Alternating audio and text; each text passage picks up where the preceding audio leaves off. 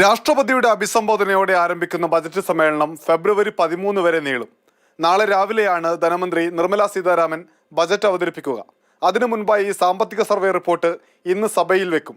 ഡൽഹി നിയമസഭാ തിരഞ്ഞെടുപ്പിന് ദിവസങ്ങൾ മാത്രം ബാക്കി നിൽക്കെ അവതരിപ്പിക്കുന്ന കേന്ദ്ര ബജറ്റ് BJPക്ക് മുന്നിൽ ഒരേ സമയം അവസരവും വെല്ലുവിളിയും ആണ്.